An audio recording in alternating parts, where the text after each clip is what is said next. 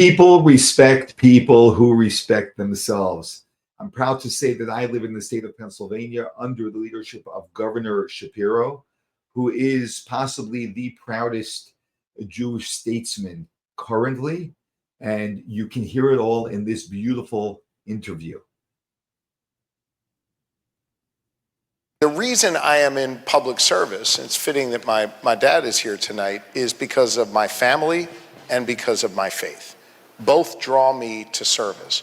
Our faith teaches us that, as you mentioned, I quote Pirkei Avot, I quote it in a synagogue, I'll quote it at a Kiwanis Club. I was proud to quote it from the pulpit at Ebenezer Baptist Church in Atlanta, Georgia, just a couple months ago. That no one is required to complete the task, but neither are we free to refrain from it. Meaning each of us has a responsibility to get off the sidelines, get in the game, and do our part. Now, doing our part can come in a lot of different ways. Some people do their part in a courtroom, some people do their part in a business, some people do their part through charitable work, like here at AJC. For me, my part is through public service. My part is through serving my community, and I'm honored to do it. I share that with you because as I was getting ready to launch my campaign for governor, you may recall I was Attorney General at the time, a group of us came together and said, well, how do we want to kind of reintroduce you to the good people of Pennsylvania as you launch your campaign? You could start by talking about a policy you're for, some initiative you want to get passed. But actually what I wanted to do was talk about the issue I just mentioned to you. What drew me to want to serve in the first place? Why I was even contemplating running to be your governor. And so we had a long conversation about what motivates me, Ted, and why I do this. And to me, being able to bring together family and faith was really important.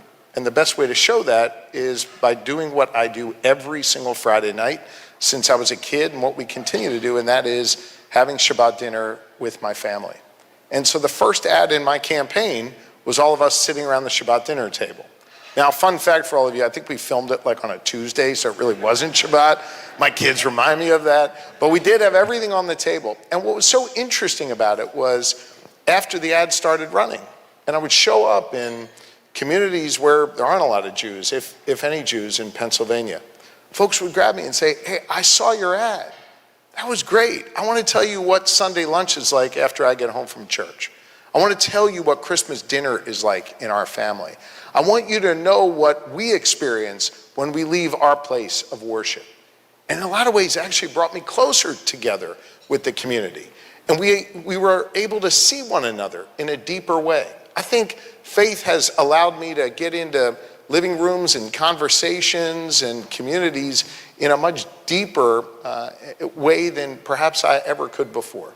And so I think it is critically important, if you want to be a public servant, to be true to who you are and express that to folks. So I'm proud of who I am. I'm proud of the way I've lived my life. I'm proud of the way Lori and I are raising our 4 children.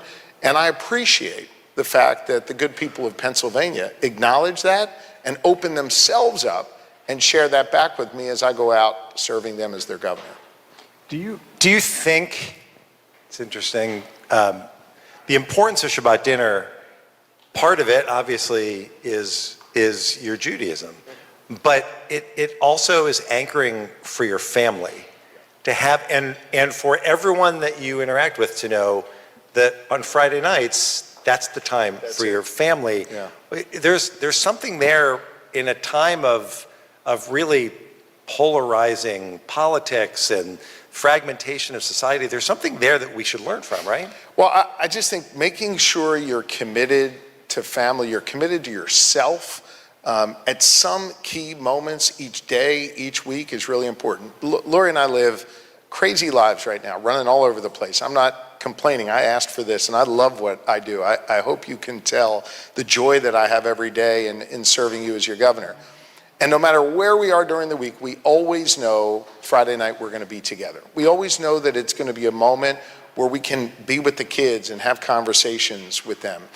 And I'll be honest with you, Ted, I mean, some of it, of course, is the prayers and the rituals and the religious aspect of it, but so much of it is just the family part of it and being grounded in that and knowing that that will be our moment during the week, whether we're at the governor's residence or our home in Montgomery County, we are always together Friday night, and it's something we don't compromise on. I think it's important that you've got to set those boundaries, you got to say what's important, and that's exactly what we do.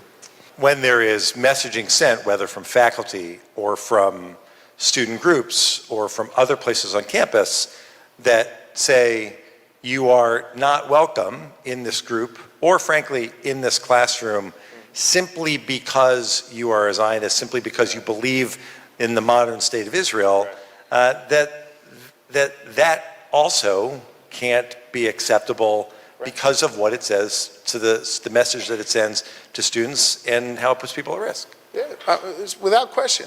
I mean, if you're a student on one of these campuses, you literally have a legal right to be safe in these communities and on these campuses.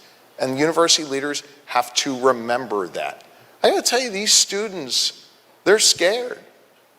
You know, Hanukkah last year was sort of right around the time that these protests were really kicking up, and students were incredibly scared. I heard from a number of students at Penn who reached out to me, reached out to my wife, and we decided to forego lighting our Chanukiah for the first night at the governor's residence, and got in the trucks, drove to Penn, and we lit the Chanukiot at Penn's Hillel with those students. We wanted to make sure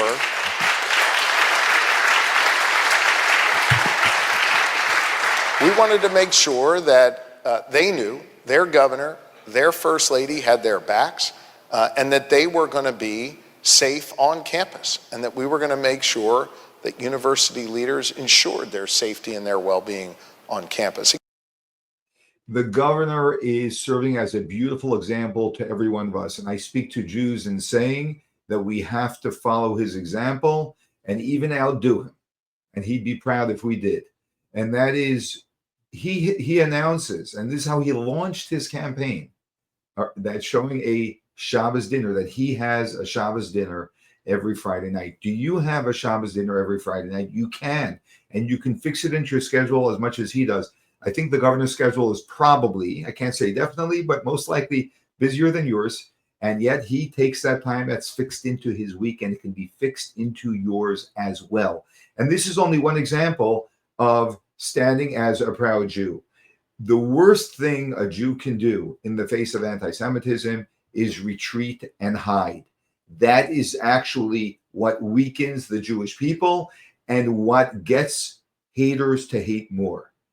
When we stand proud, openly and proudly, that is when people gain respect for us. And that's why I repeated in the beginning and I repeat again, people respect people who respect themselves. You know what? Print that out and hang it somewhere in your house. People respect people who respect themselves.